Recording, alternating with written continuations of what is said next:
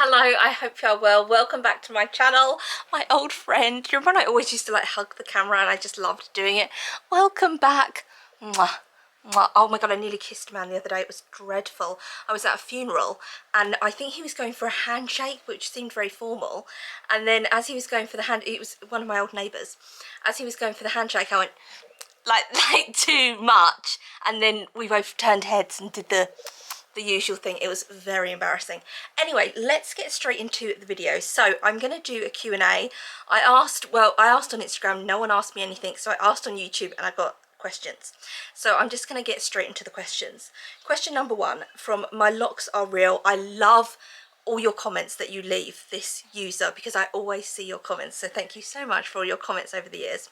Hey Hannah, I'm not on Instagram anymore, but I'm so happy you're letting us ask questions on YouTube. I'm greedy.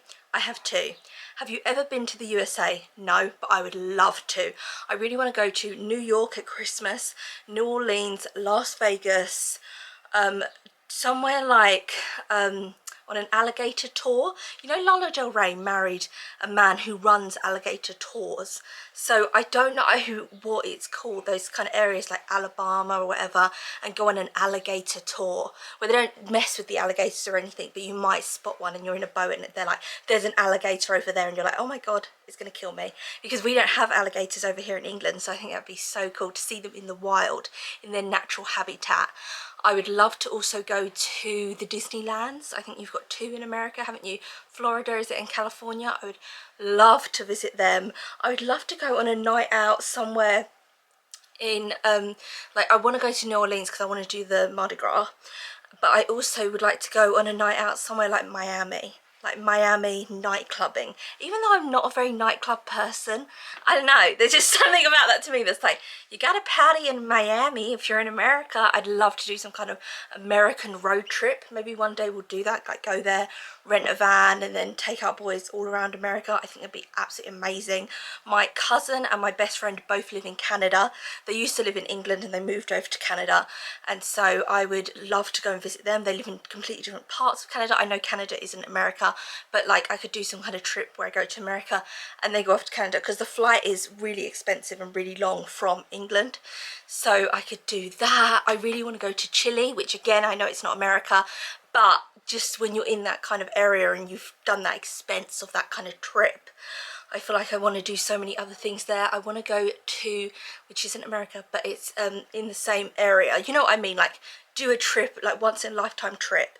Go to America, do all the things I want to do in America, then go to Canada, go to Chile, and then go to Mexico for Day of the Dead. I think that would be incredible. To be there on the streets when they're letting off fireworks and to be in the festival would be amazing. But there are so many places in America that I really, really, really, really, really want to visit. I just want to go to Target as well. I just want to walk around a Target, because apparently they're huge. They're much bigger than our shops. They have everything you would want in there, and it's like a massive store room kind of thing, like storehouse, like just huge. I just want to go. I used to watch, there was this girl and she was called Bethany Motor, and she was a YouTuber, and she was always in Target just buying like cute things. She was like, oh, and then she got her brand deal with someone like American Eagle or American Apparel, something like that. And I just loved the mall vlogs she used to do of going around America. Oh my god, in your thrift stores, don't. We have charity shops, they're just small high street shops, but you have like warehouses full of secondhand things. I love to go to a thrift store, especially around Halloween time. And you also just get the holidays better in America. Like Halloween, you know what you're doing. Christmas, you know what you're doing. England, we're always trying to catch up with America, and it's just America but on a very minute scale is our kind of holidays. So apparently you do a really great St. Patrick's Day as well across America. There's a lot of Irish in America, and they do really great St. Patrick's Day parades. The Macy Day Thanksgiving parade, oh my gosh. Basically, I haven't been to America, but there are a million places in America that I really want to do. The next question from the same person is, will you ever do a Patreon? I did do a Patreon, but then when I took like a year out and didn't do anything, I shut down the Patreon because I wasn't making any videos on it.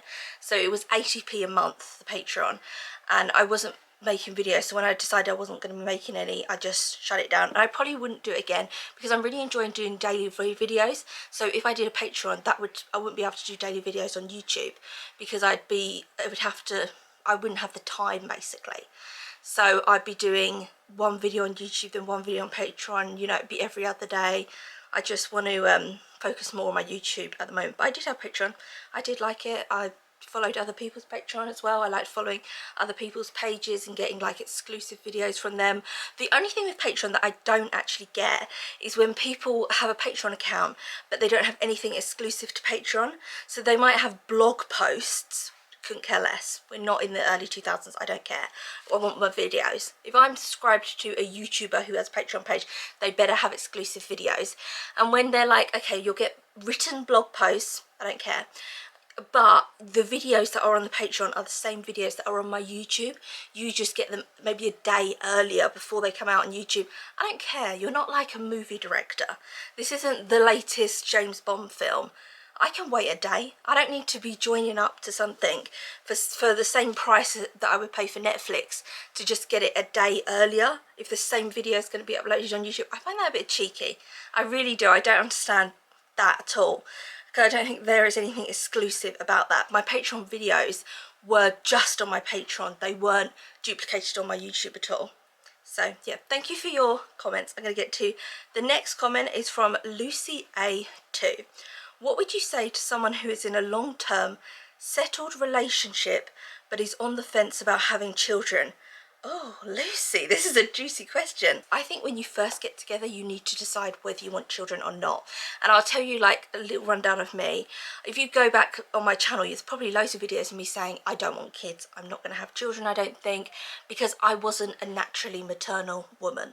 I didn't always as a little girl dream of being a mum. I'm an only child. I wasn't raised around other children in that way, and so I didn't look at my mum being a mum to another child and think, oh, I want to replicate that one day, because I was an only child and I just wasn't that fussed. I was also like in the garden pretending I was a witch. Like I was just making potions. I was playing with like a twig pretending it was an owl and I was speaking to it. I was just in a world of imagination throughout my childhood. So I wasn't really thinking of practical jobs. I wasn't like I want to be a vet, I want to be a doctor. I was like I want to be a witch. I want to be an owl. I want to like have a nest and live in a nest and be an owl woman. Like I wasn't in a practical headspace to be thinking of things, but some people have really like practical dreams that they, you know, as a child wanted to do, but mine just weren't. They were very unhinged. So I didn't always want kids. When me and Dom started living together, I made it very clear I didn't want children. Dom did want kids, but he wanted to be with me more than he wanted children. So he said if we don't have children together, that's okay by me. I would like kids, but if we don't have children together, that's okay. It's not the be all and end all of my life. He also has a nephew and a niece. So I think a lot of people who don't have kids themselves might be very close to their nephews and nieces, because the time they would have ploughed into their own children, they then have that time to plough into their nephews. So they have that like stronger connection there with them. And then we lived together for like 8 years, no sign of having children. And then I got to 30 and I just felt like I really wanted to be a mum. I really wanted a child, and that if I didn't have a child, something would be missing. I felt someone was missing. There was someone missing somewhere, and I don't feel that anymore that I've got children now. And I still feel I may go on to have a third or a fourth child. I don't know, and who knows, because I've only got one child out of the womb, one child currently in the womb. So when this child is born, I might be like, oh no, yeah, I feel settled as a mum of 2. I don't know, but I just know that I would have regretted not having children myself. But I think you've got to be really sure about it, and I think you can't run down someone else's biological clock. Like, let's be honest, as a woman you have to be smart about it. If you know you definitely want kids, and say your partner's like, I don't want kids, or let's have kids in like 5 years time, and you're like, I don't think I've got 5 years, my biological clock is going to run out, then you have to just make your own choice. Maybe have children on your own, or end that relationship and try and meet someone else. And that's something that I would tell my sons as well, is that you can't run down a woman's fertility and not expect her to go psycho on you. I'm not saying she's going to kill you, but That's a crazy thing to do. If you know that I have no intention of having a child with this woman, and then you just go, oh, maybe next year we'll have kids, but you have no intention of having kids with her, and then you dump her, and she's at the end of her, you know, maybe she's starting early menopause, you dump her, and you go off and have kids with some 21-year-old woman. Oh, the rage that would have wrapped up in me. Oh no, absolutely. I think it's immoral. I really do think, what, send him to prison. I think it's awful when that happens to women, because women only have a certain time, whereas men can just go on and do what they want. So I think if the woman's the one who definitely wants kids, and she's just waiting for like the guy to hurry up, and she's like, he's not hurrying up with wanting kids, and my biological clock is running down, I'm afraid you may have to dump him, or you may have to do solo parenting and have a child yourself, because there's no point waiting out for him, because he has all the time in the world. Let's be honest, he can meet someone else. He has all the time in the world. You have to do what's best for you in that situation, and that's what I would tell my daughter. If your daughter, you know, came to me and was talking about a situation like that, I'd be like, we need to get it together. Like, he's out, he's gone, because he's being too indecisive, and you don't have the time for his indecisiveness. Anyway, I don't think that was your question. How do you know if you want kids? I just felt like I wanted children, but I also didn't feel maternal to like all the children of the world. So if you're thinking, I personally would like kids, but then am I a maternal person? Or when I see other people's kids, I don't think, I wish that baby was my baby. I don't feel a yearning. There's a saying that says, when you become a mother, you don't just become a mother to your child, you become a mother to all the children in the world. No, I don't agree with that. I think your child you will always love more than other people's children. So if you're maybe looking at your friends' kids and you're thinking, I don't feel a maternal connection to these kids, well, why would you? Because they're not your child. It's just kind of society trying to make out that, like, to be a mother you have to have this maternal urge and this maternal will towards all children. You can just have it towards your own kids. The idea of, for me, like, I've got children, so the idea for me of working in a nursery or a play school is like hell on earth to me. And I also find it a bit egotistical when women have that kind of, oh, well, I'm maternal, I feel maternal linked to all children, and they kind of interfere with other people's parenting. And other people aren't doing anything wrong in their parenting, they just might disagree with like certain things in their parenting, but it's not abuse or anything like that. And I just think, how do you think like you know best? You know that other person's child better than their own parent knows them. That's a really egotistical way of seeing the world, I feel. I think it's just such a personal thing that you can't really take anyone's advice on, to be perfectly honest with you. But you do have a biological clock.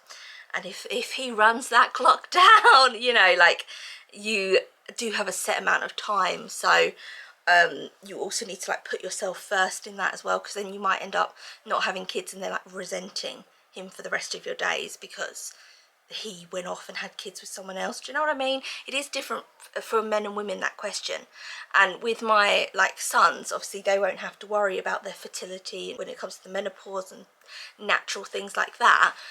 But I would still say to my sons, if you don't want kids, you need to tell a woman you don't want kids. Do not string her along. And I would be telling my daughter, you know, there is a set amount of time. But you don't really learn those things in school, do you? Just like learn, like, don't get pregnant, don't be a teen mum, and that's all you really learn about that whole situation. But yeah, that's my, I don't know, you have to go with your gut. You have to go with what feels right for you, is what I would say about that.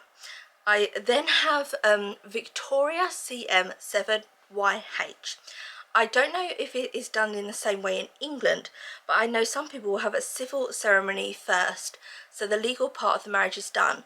Then later on they will have an actual wedding celebration when they have more time or money. So I think you're saying about my wedding like, would I do that? Would I, instead of having the big wedding that I really cannot be bothered to plan the whole wedding, would I do the legal part first? Which we could have done. We could have done when the global virus happened and we originally got engaged. We could have done what you just said there and done the legal part, and then later on, years later, had a big wedding.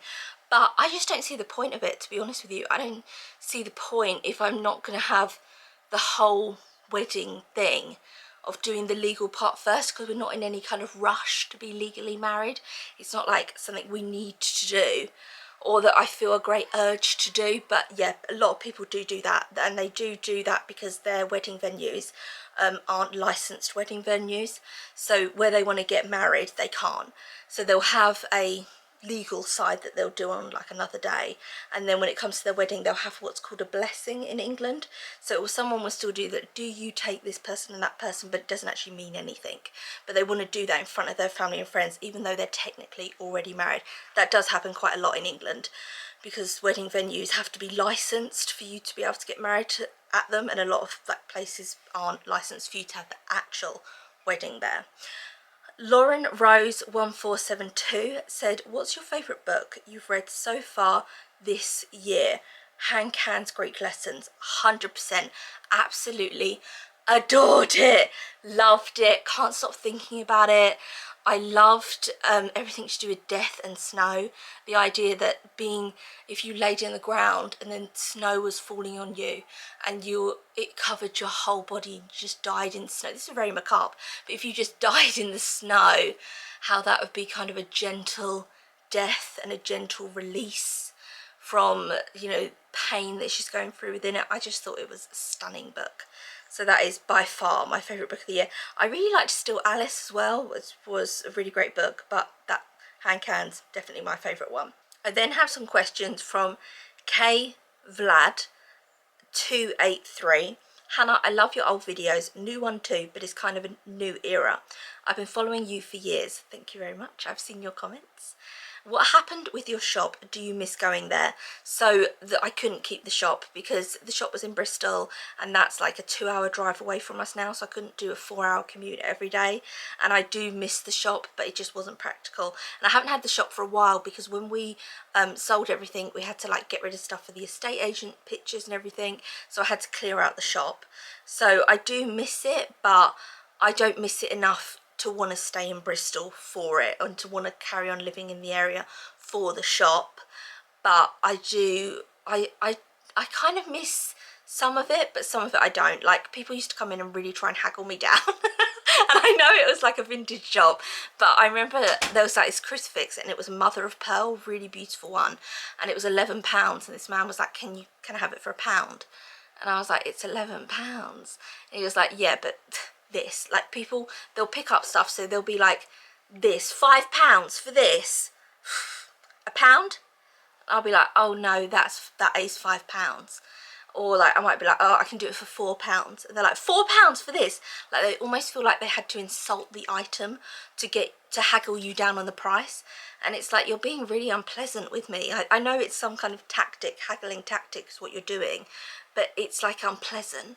So there would be certain people that would regularly come in the shop that were obviously dealers, and they would buy stuff from my shop and then want to sell it on, and they would just be so rude about the stuff in the shop. And it's like, well, if it's such like a whatever kind of thing, then why are you wasting your breath haggling it? Like, you know it's worth the price I've got it up for, and yet you're just haggling it so you can sell it for that price somewhere else. Like, I just found people were quite rude sometimes, and they kind of just, I think they would just think that they could kind of haggle me down, and then if they didn't haggle me down, be like, oh, good luck to you trying to sell that, and just little comments like that. And I feel like you get that in any kind of service job, because I've worked as a shop assistant in other people's shops and had that same experience of people just treating shop assistants not very nicely and being quite rude. So I don't miss that side of it at all, and so I probably will never open up another shop or do anything similar to that again, because I just feel people can be quite rude, and I'm very, you know, sensitive. I'm a sensitive Sally, so I can't really deal with that. The next question is, are you going to have some help occasionally with the children? No. So the only help we have at the moment with Bear is if my parents come to stay. So my parents live 4 hours away, but they would come and stay all the time. They have a bedroom. I'm an only child, so I'm the only kid. So they have a bedroom. It's next door to our bedroom, and they come and stay in the house with us, and I absolutely love it. But that is the only help that we have with Bear, and that's the only help that we will be having with the next baby. So there is no, we won't be sending them to nursery or childcare, but I don't care what people do with their kids. If you want to send your child to nursery from like the minute they come out the womb, I think do whatever works for you. But we only have my parents, that's it. We don't have anyone else who we can kind of like call for childcare and stuff, and we won't be having any kind of like professional childcare people round, or, you know, paying for any of that. So yeah, no. What's your attitude towards books recently? When I had my second child, I donated so many books, put some in boxes, had to clear some space, and my reading time is such a small window. I'm tired and catch myself not speaking so much of books, as I'm a huge reading slump. I think I'm in a huge reading slump. My dyslexia there, sorry. Maybe watch your video on how to get out. Any videos on how to keep reading will be super. I personally, I don't read a lot either. You'll see by the amount of book reviews that I've done this year. I think it's this shelf here. So these books here and one laying down is all the books that I've read this year so far. And then still Alice, which is just up there. Yeah, I agree. I find it very difficult to find the time, and then sometimes you're really tired. I get what you mean, like you don't want to focus your eyes on a book. When I'm watching, say, Love Island in the evenings, I could easily be reading a book in that time, but I'm like, I'm so tired from the day and doing everything. I just want to slump on the sofa and just watch this program. I don't want to have to focus and read something. So yeah, I definitely agree with you. And also 100% what you said about you got rid of a lot of your books. I got rid of so many of my books when I had my son. Oh my god, I purged all my belongings and everything. And because you have to make room, like practically you have to make room for your like children's stuff. And yeah, I don't have an answer for that, and I don't know. I normally, when we're in the car, is the time that I read, because as soon as I get my son in the car, he goes to sleep. But he has had really bad travel sickness recently, so I think that time's kind of ending, and he's just like hates being in the car now. But it used to be whenever I was in the car I would read, and that was when, and maybe in the evenings if I got him down early enough I would read. But when you have a child and you're trying to like juggle everything throughout the day, do you know what I mean? Like, you know, and you said like when I have my second child, I've only got one child, so I can't imagine when the second baby's born. I'm going to end this video here, just on cue. My little bear has come in, so I'm going to end this here, but I will carry on with all the questions. Okay, Vlad, I will carry on with your questions when I do a part 2 of this Q&A. So leave me some more comments down below, questions down below, so that I can do a part 2. And I think I've got a few more questions in that post to do, and then leave me some more down below so I can do a part 2. I'm going to end it here anyway, so I'll end it here, and I'll see you again soon for another video.